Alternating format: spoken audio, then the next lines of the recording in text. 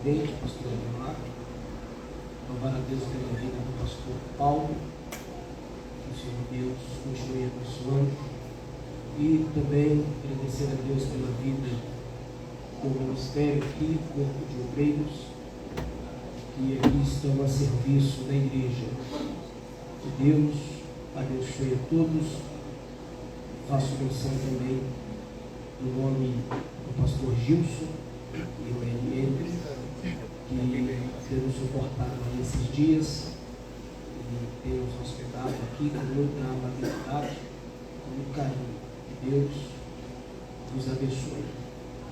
Queridos, quero ler o texto no primeiro livro de Samuel, capítulo 1.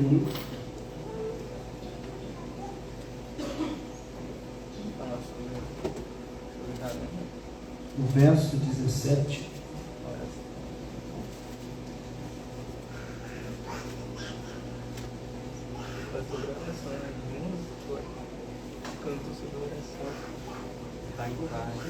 A seguir.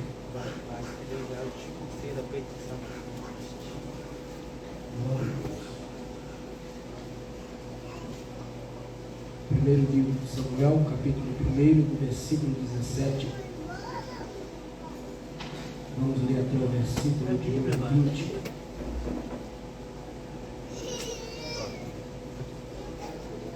Os irmãos que encontraram, por favor, digam amém. Amém. Eli respondeu: vá em paz, e que o Deus de Israel conceda o que você pediu. Ela disse: espero que sejas benevolente para com a tua serva. Então ela seguiu seu caminho, comeu, e o seu rosto já não estava mais abatido. Na manhã seguinte, eles se levantaram e adoraram o Senhor. Então voltaram para casa em Ramá. Eucana teve relações com a sua mulher Ana, e o Senhor se lembrou dela. Assim Ana engravidou, e no devido tempo deu à luz ao filho, e deu-lhe o nome de Samuel, dizendo: eu o pedi ao Senhor. Tomai os vossos assentos. Eu tenho pedido ao Senhor. Queridos, a história que perpassa deste livro data-se por volta do ano 1095 aproximadamente antes de Cristo. É uma história que nos é familiar, nos é pertinente, Estamos, de fato, em um texto que está inserido em uma história que é por demais conhecida. Entretanto, ao analisarmos a história que está inserida no primeiro livro de Samuel, no capítulo 1, vamos perceber, à luz do enredo textual, que algumas personagens aqui se destacam. Poderia citar aqui algumas das personagens que elenca, que se destacam na história que está inserida neste primeiro capítulo do primeiro livro de Samuel. Poderia citar aos irmãos um homem chamado Eucana. Poderia também fazer a citação aqui dos nomes de suas duas mulheres, Ana e Penina. Também poderia citar aqui os filhos de Penina, cuja Bíblia não revela os seus nomes. E poderíamos também citar aqui a pessoa do sacerdote Eli.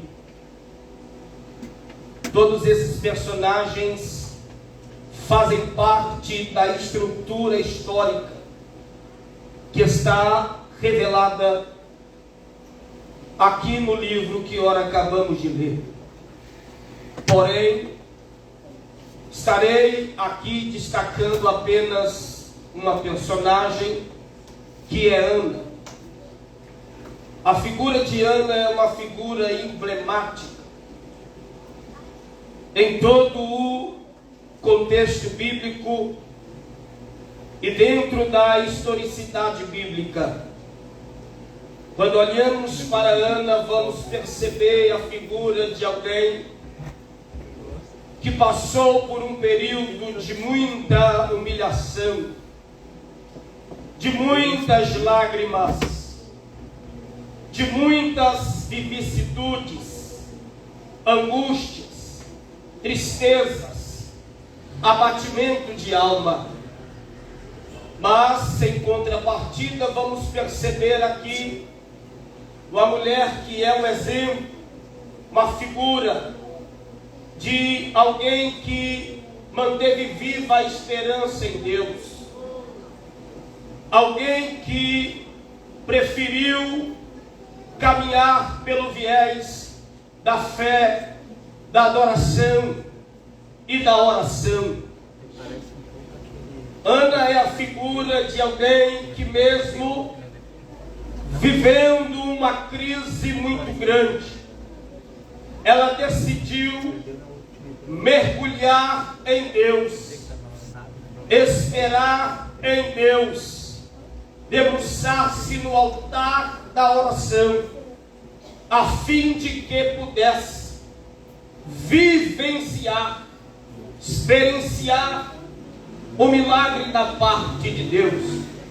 Diga-se de passagem, queridos, que todos aqueles que acreditam em milagre precisam entender que para viver milagre, algumas situações têm que sair do campo do nosso domínio, precisam sair do campo do possível e adentrar no campo do impossível, porque o possível eu faço, o possível você faz, o possível nós temos a capacidade de fazê-lo, mas o impossível quem faz é apenas um, é o Deus que esta igreja veio adorar aqui nesta noite.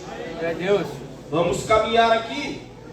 A Bíblia diz que havia uma família de Ramataim Zofim, de uma aldeia na região de Efraim. Esta família era constituída por Eucana, o homem, e as suas duas esposas, Ana e Penina. E nós vamos perceber no contexto bíblico ao olharmos para esta família que era constituída por 3 pessoas, na verdade, um dos princípios estabelecidos por Deus já havia sido quebrado aqui, porque a instituição família, estabelecida por Deus, se constitui desde o jardim do Éden, em um homem, uma mulher e a sua prole. Este é o padrão de Deus para a instituição família. Ora, só que ao olharmos para a cultura de Israel e olharmos para a lei oral da nação, não a lei escrita que foi dada a Moisés, o decálogo, mas a lei oral que era passado de pai para filho, nós vamos perceber que havia uma prerrogativa, havia uma lacuna, todas as vezes que o homem se casava com uma mulher, e quando se percebia que aquela mulher não tinha o útero fértil e era capaz de gerar, dar luz a filho, logo o marido tinha a legitimidade, a legalidade, pela tradição, pela cultura, pela lei oral, de casar com uma segunda mulher, a fim de cumprir uma ordem de Deus que era: cresçam, multiplicam, povoem a terra. Era a ordem de Deus.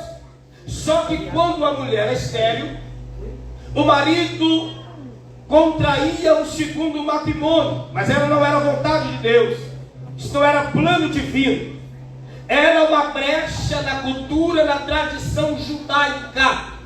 E nós vamos perceber que todas as vezes que o homem teve mais de uma mulher, foi problema. Foi problema na casa de Abraão, foi problema na casa de Jacó, nunca deu certo. Porque todas as vezes que o homem quebra princípio, ele está dado a sofrer sanções, sofrer penalidades, sofrer consequência. Digo aos irmãos que princípios estabelecidos por Deus não é apenas uma regra imposta, mas é um princípio de preservação. É Deus nos guardando, é Deus nos livrando de sofrer os males e consequência da nossa. Olha o problema que vai ter aqui.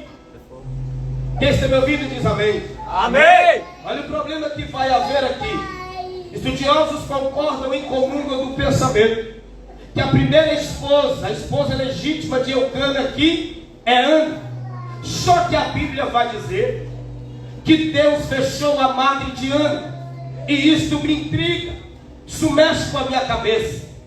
Porque quando a gente analisa a expressão original ou a etimologia do nome Ana, vamos perceber que o nome de Ana significa graciosa. E isso está muito vinculado, está muito atrelado, está muito conectado com algo que nós conhecemos na dispensação da igreja chamado graça. E graça traz a ideia de favor e merecido. Só que esta mulher, que o nome quer dizer graça, graciosa, graciosidade, o próprio Deus fechou a sua madre. A Bíblia diz, e não eu, que foi Deus que fechou a madre de Ana. Isso não deixa a gente perplexo? Isso não mexe com a cabeça da gente?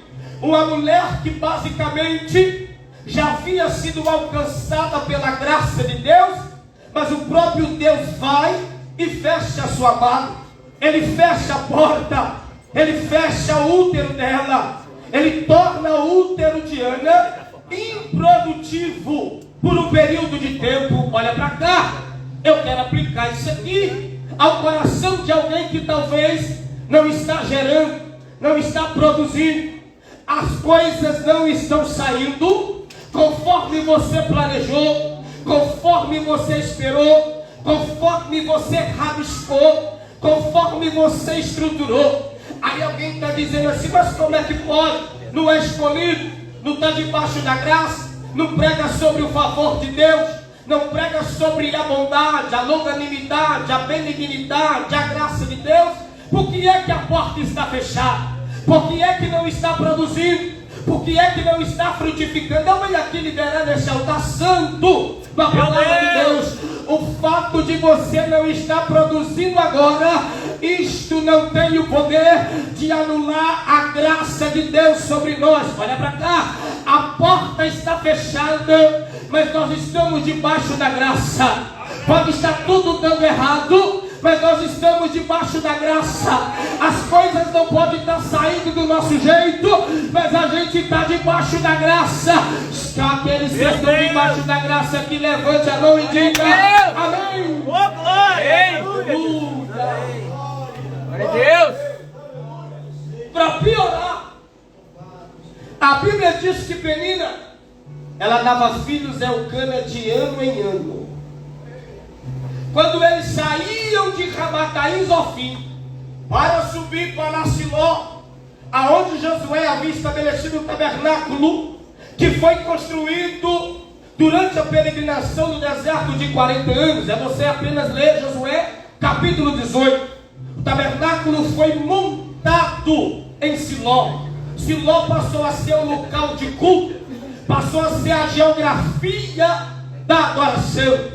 E a Bíblia diz que Ana, que já tinha a madre fechada, agora quando subia para Siló, para cultuar, para adorar, para prestar a Deus seu louvor, a Bíblia diz que Penina, que dava filho, a irritava excessivamente. O texto diz e aplica um adjetivo a Penina, e diz que Penina irritava Ana. E o adjetivo é que Penina era rival de Ana. Não era Ana que era rival de Penina, era Penina que era rival de Ana. E a Bíblia diz o porquê? Porque Eucana amava a Ana. Oh glória! Penina dava filhos, Penina produzia, Penina gerava, mas quem era amada era Ana. Oh glória! Porque tem muita gente assim, ele produz, ele faz, ele é ativista, mas não é amado. Mas a porta pode estar trancada, você pode até não estar produzindo nada, mas está debaixo do amor. E não é do amor de Eucana, é do amor do Deus Todo-Poderoso, que fez os céus e a terra. Aleluia! Aleluia! Ela era amada, mas no percurso de Ramataim Zofim até Siló, Penina ia irritando Ana. E sabe o que me chama a atenção? É que em nenhum momento a gente vai ver Ana abrindo a boca. Ela está, ó. E às vezes a melhor resposta para quem nos persegue. Aleluia! Oh, aleluia! É forte! Porque quando a gente fala, Deus se cala. Mas quando a gente se cala, Deus se responsabiliza de falar por nós. Porque é Ele quem nos justifica. Meu Deus! Vamos lá, deixa eu correr. Aleluia! Agora eu estou falando de culto. Todas as vezes que nós olhamos para o Antigo Testamento, para a lição veterotestamentária, nós vamos perceber ali que existiam no mínimo 3 princípios elementares e básicos para a liturgia de culto no Antigo Testamento. Primeira coisa, quem saía para cultuar não poderia sair de mãos vazias. Porque o culto não começava no templo, o culto começava em casa. Glória a Deus. Porque nesse contexto aqui, estou falando de cultura judaica, neste contexto aqui, os animais que eram oferecidos em sacrifício eram criados em casa, os cordeiros, as ovelhas. E quando nascia o cordeiro, ele não teria mancha, ou se ele não tivesse mancha, não fosse quebrado, não fosse sério, não tivesse nenhum defeito, ele já era separado e cuidado com muito desvelo, com muito amor, porque o ofertante dizia: próximo ano a gente vai para Siló e temos que levar o cordeiro para o culto. Deus! Eu não sei se você entendeu o que eu estou pregando aqui. Eu estou dizendo que a gente não vem aqui para encontrar com o cordeiro. O cordeiro já tem que vir com a gente de casa. Pregador, quem é o cordeiro? Evangelho de João, capítulo 1, versículo 29. Quando ele olha para Jesus, ele lembra da lição veterotestamentária, da liturgia do culto. Ele diz: eis o cordeiro de Deus. Olha para cá. Eu não sei se o cordeiro vem contigo, mas enquanto eu vinha neste lugar, eu já vinha com meu coração queimando, com meu coração ardendo, porque eu já vinha com a presença do cordeiro. Quem vem com a presença do cordeiro não depende de cantor, não depende de cantor, não depende de bateria, não depende de violão, não depende de nada disso aqui. Ele vem já com o coração queimando para adorar, porque o cordeiro já vem com ele de casa. Aleluia! Deixa eu ver se o cordeiro vem. Tu és filho, Jesus! E isso é tão verdade. É Que em forte! Gênesis capítulo 22, quando Deus pede a Abraão e Isaac no holocausto, Abraão leva os dois servos, lenha, fogo e cutelo. É em Gênesis 22, versículo 7, quando eles estão subindo uma das montanhas, Isaac pergunta: papai, estou vendo a lenha, papai, estou vendo o fogo, mas onde está o cordeiro? Porque não tem culto sem cordeiro. Culto que não tem cordeiro é culto incompleto. Oh, glória! Meu Culto que não Deus! tem cordeiro é culto imperfeito. Irmão, eu preciso dizer isso aqui. Me perdoe, companheiros, mas eu preciso dizer: tem lugares que a gente vai pregar por aí, a gente tem andado um pouquinho, pela graça e misericórdia de Deus, tem estacionamento amplo, muito bom. A estrutura da igreja é maravilhosa. Os bancos são acolchoados, é uma coisa maravilhosa. Se a gente não vigiar, a gente até dorme no culto, porque é tanto conforto, é tanta comodidade. Mas aí a gente pensa: eu estou vendo tudo, é tudo lindo, é tudo bonito, mas cadê o cordeiro? Cadê?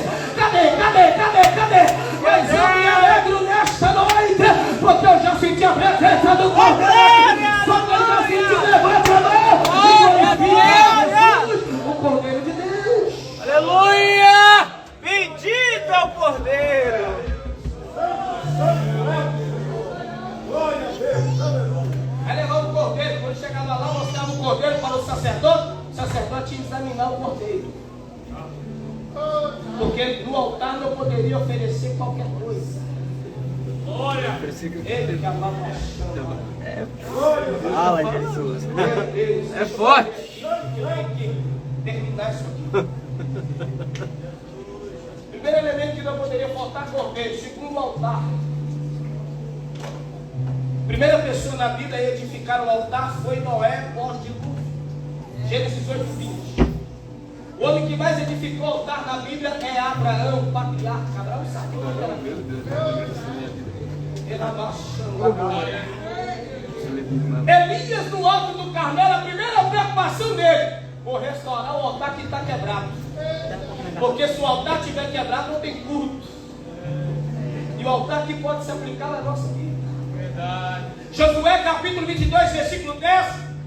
Rúben, Gade e a meia tribo de Manassés, voltando do leste para Israel, eles edificaram o altar. E a Bíblia diz que o altar era imponente, o altar era belo, tinha aparência. Meu Deus! Só que o altar não agradou a Deus, a ponto da liderança tribal de Israel dizer: esse negócio é errado. Porque o altar é bonito, o altar é imponente, mas não está de conformidade com a vontade de Deus. Meu Deus! Olha pra cá, meu filho, deixa eu pregar isso aqui com ousadia e liberdade do Espírito. Não adianta o altar ser bonito, gravata bonito o altar, Mas se não for segundo a vontade de Deus, Deus não se agrada. Deus não está preocupado com nada disso. Ele quer um altar de pé que lhe agrade. Ele quer um altar de pé conforme a sua vontade. Aleluia, Jesus. E a terceira coisa, primeiro, sacrifício, Fala, Jesus. altar e fogo. Principalmente se for culto pentecostal. Glória. Aí aqui eu não estou falando de igrejas tradicionais, porque seria até antiético. A gente não é. A gente crê na doutrina pentecostal, na contemporaneidade dos dons, na manifestação do Espírito. Nós cremos nisso. Então eu fico preocupado como um crente assembleiano pentecostal não gosta de fogo. Ô gente, eu não estou falando de barulho, eu não estou falando de oba-oba, eu não estou falando de mimimi, eu não estou falando de falácia sem Bíblia, eu estou falando é de Bíblia, eu estou falando é de conteúdo, eu estou falando é de essência. Aí não tem jeito, irmão, através da palavra o fogo pega mesmo. Levítico 6,13 diz: o fogo arderá continuamente sobre o altar, não se apagará. Tem que ter fogo. Deus, glória. E uma das características do fogo é purificar. O crisol, diz o proverbista, é para a prata, o fogo para o ouro. Já percebeu o ouro? Quanto mais ele é derretido, oh glória, mais bonito ele fica, porque as impurezas vão sendo arrancadas. Sabe qual é o problema? Que essa desculpa aí que alguém tem inventado, não precisa de tanto isso, de tanto aquilo, é porque o negócio já está escuro, perdeu o brilho, perdeu a vida, perdeu o vigor, perdeu o resplendor. Mas nesta noite o Espírito de Deus me usa para dizer: eu quero te encher de fogo, eu quero te purificar de novo, eu quero manifestar a minha glória na sua vida de novo. Glória. Ai, cara, eu tive essas três coisas. Aí a Bíblia diz que eles chegaram em Siló para cultuar. E outro detalhe interessante, que quando trazia o cordeiro, estava na mão do sacerdote, ele não levava todo o sacrifício para o altar. No altar tinha que ser queimado, era oferta de sacrifício de holocausto. Holocausto era sacrifício completamente queimado. No altar tinha que ficar todo o sangue do animal e toda a gordura. Só que parte do cordeiro assado, quem me ouve diz amém? Amém. Parte do cordeiro assado ficava para o sacerdote, o peito e o ombro. E o sacerdote pegava do peito e do ombro e compartilhava da carne assada com quem trazia a oferta. Quem estuda um pouquinho sabe o que eu estou dizendo. Só que a Bíblia diz que a angústia de Ana era tão grande que Ana estava no culto, mas ela não comia e não bebia. Aí eu tive que dar glória a Deus, porque eu entendi aqui um conceito de culto que penso ser relevante para nós. Culto não é só oferecer. À luz do texto aqui, culto também é um banquete. Você não entendeu? Não, você não entendeu. Culto não é só oferecer no altar. Culto também é um banquete. Só que Ana, em detrimento daquilo que ela estava passando, a Bíblia diz que por causa da amargura e angústia da alma de Ana, sua dor, sua aflição, ela não comia e não bebia. E é interessante que a ela era dada uma porção do... Ei, deixa eu dizer dizer uma coisa aqui para nós. Uma coisa é a gente estar no ambiente de culto. Outra coisa é a gente se envolver com o culto. Porque Ana estava no culto, mas não comia daquilo que fazia parte. Os senhores estão entendendo isso? Os irmãos estão entendendo isso? Tem muita gente morrendo aos poucos espiritualmente, porque vem para a igreja e acha que o cardápio quem vai decidir é ele. Mas aqui a gente não come o que a gente quer. Aqui a gente tem que comer o que é oferecido no altar. É forte!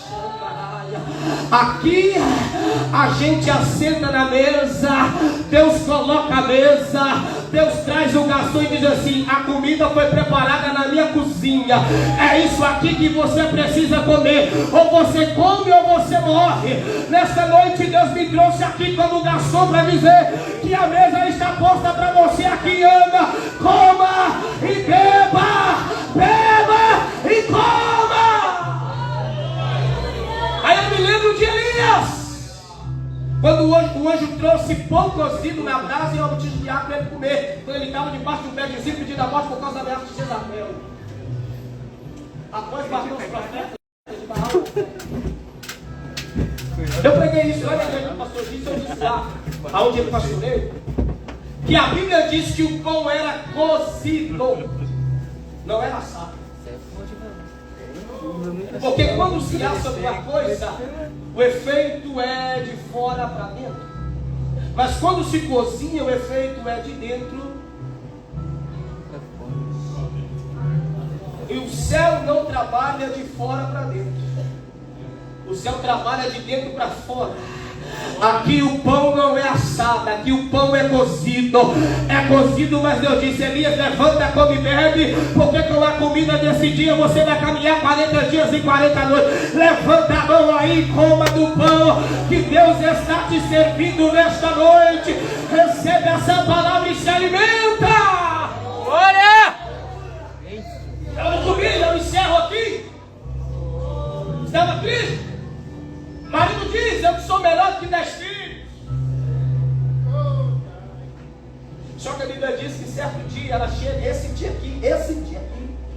Estudiosos dizem que o sofrimento de Ana durou 25 anos. Mas nesse culto aqui, ela teve uma atitude diferente. Porque apesar dela não comer e não beber, estar triste, angustiada, ela teve uma decisão: vou para o altar da oração. Aleluia. Oh, meu Deus do céu, por que você entendeu esse... Meu Deus! Maravilha. Glória. Ela foi para um cantinho e foi orar. No capítulo 1, no versículo 12, a Bíblia diz que ela perseverou. Assistiu, permaneceu em orar. Aleluia. Uma coisa é orar, outra coisa é permanecer em oração. Paulo, escrevendo a carta aos Romanos, capítulo 12, versículo 12, Paulo diz assim: alegrai-vos na esperança, sede paciente na tribulação, perseverai em oração. Colossenses capítulo 4, versículo 2: perseverai em oração, vigiando com ações de graça. Sabe o que Deus está dizendo aqui através de mim? Se não deu certo hoje, persevere, porque vai dar certo amanhã. Se não der certo amanhã, persevere, que vai dar certo depois da manhã. Se não der certo em janeiro, persevere, vai dar certo em fevereiro. Se não der certo em 2023, se Jesus não voltar, vai dar certo em 2024. O segredo é: permaneça de joelhos, permaneça clamando, permaneça em oração. Glória a Deus! Só que a oração de Ana é uma oração estranha, porque a Bíblia diz que ela só move os lábios, não emite palavras, não verbaliza palavras, a ponto do sacerdote olhar para ele e dizer assim: tu está embriagado. Está bêbada. Só que a Bíblia diz, irmãos, que ela falava com Deus no seu Coração. Meu Deus. Seu íntimo. eu fico preocupado com essas pessoas que sobram aí dos montes, vai para os vales aí, como disse o pastor Gil, e coloca lá, indo orar. Quem foi que perguntou?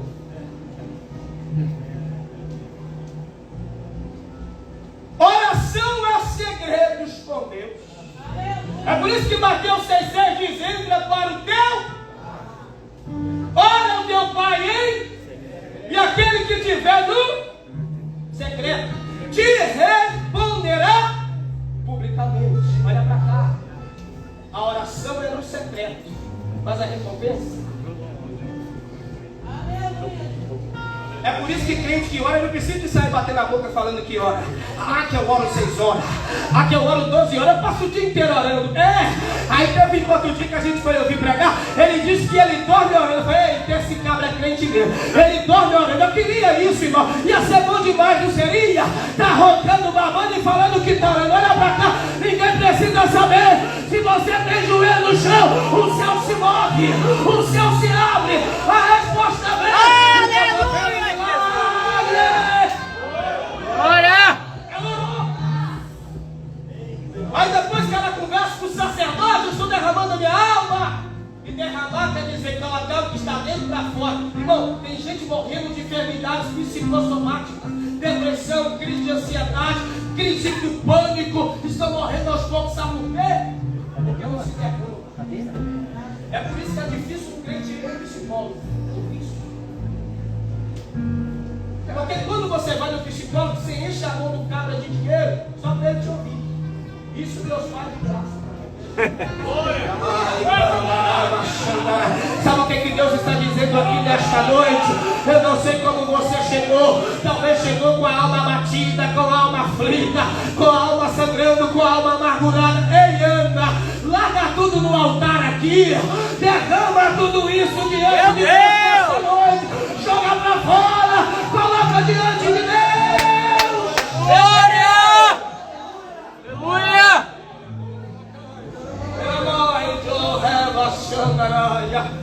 Eu sinto Deus aqui. Quantas das vezes eu aflito, amargurado, abatido. Oh, glória a Deus. Às vezes meio cabisbaixo e moribundo. Aí era só colocar o joelho no chão, irmão. Aí sabe quando você está muito amargurado, obreiro? A gente sabe o que é isso. A gente sabe o que é sofrer por amor à obra, por amor à chamada. E não vem conversa não, porque o negócio é pesado. Não é fácil, é carregar piano nas costas. Eu tenho 37 anos de idade, há 14 pregando. Aí tem dia que a gente tá só um bagaço. Aí a gente entra pro quarto com o espírito humilde, com a alma quebrantada. Aí a gente dobra o joelho. Aí quando a gente dobra o joelho e começa a falar, às vezes não emite nem som, é como anda, é só do coração. Aí quando a gente assusta, o ambiente começa a mudar. Ele tá gritando mesmo. E as lágrimas quentes começam a correr no campo fora.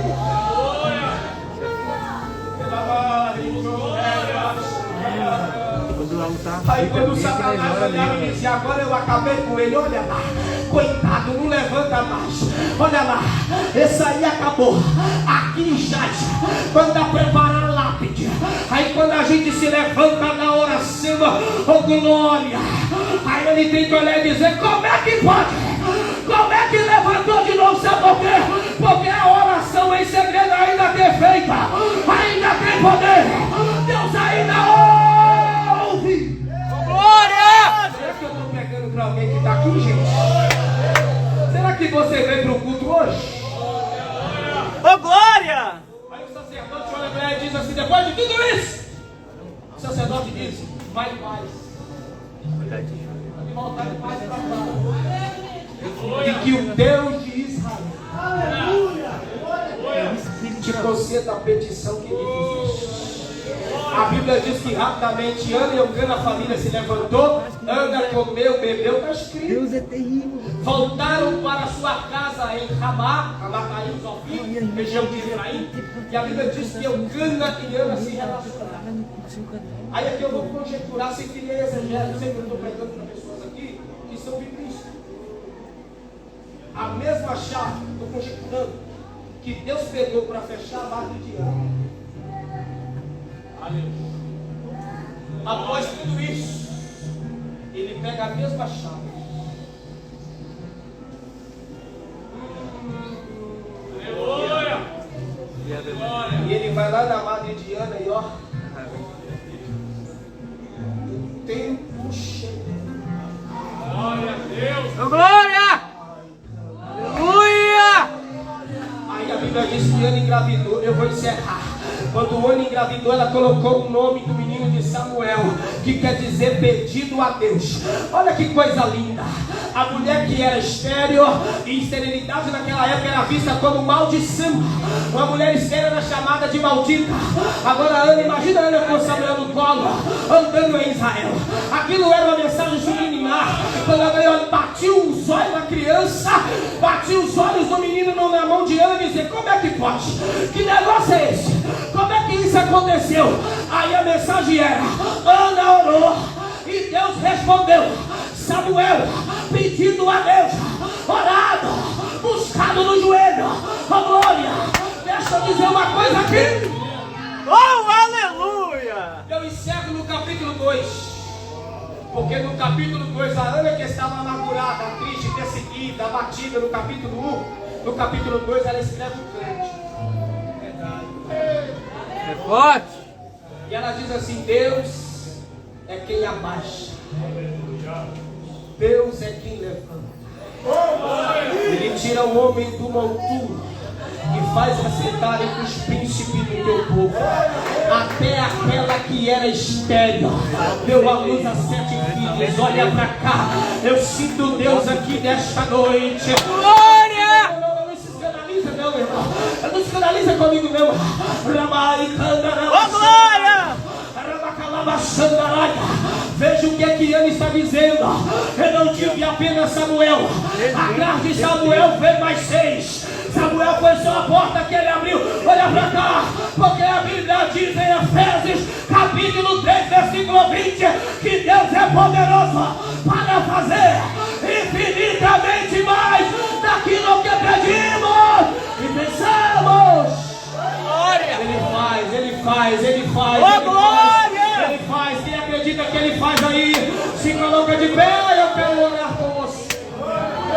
Glória!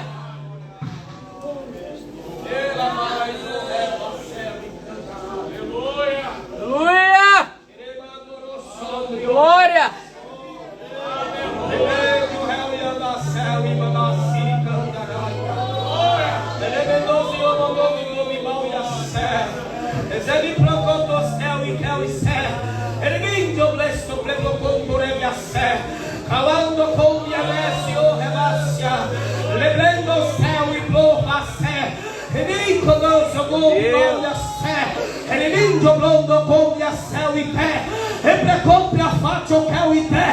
Deus usa minha boca para dizer aqui que a porta que ficou fechada por muito tempo, Deus nesta noite Ele está abrindo.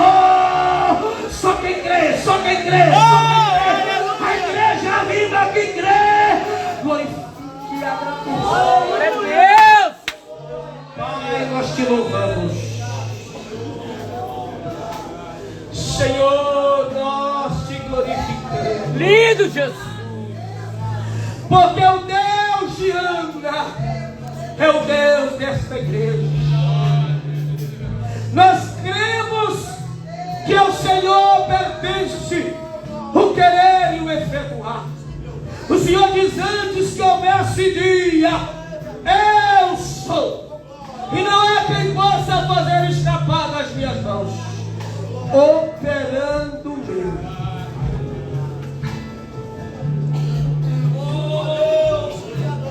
Quem impedirá? Eu orei por mais de 10 anos a favor da salvação do meu pai e parecia que a porta estava trancada. Aí quando eu me dei por conta, perseverei em oração, ele me mandou mensagem: estou indo na igreja, estou visitando, eu não perco nem o culto, estou visitando, e eu orando, e ele me dizendo: estou visitando. Aí quando passou um tempo, você já vai sentar, eu vou encerrar. Aí quando passou um tempo, ele disse para mim assim: eu vou sentindo vontade de batizar nas águas, e eu perseverei orando. Aí perseverei orando.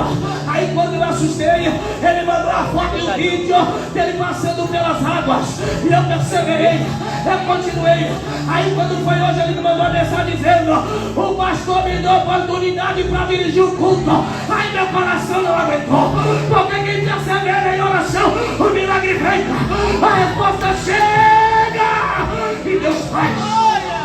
Muito bem. Glória a Deus!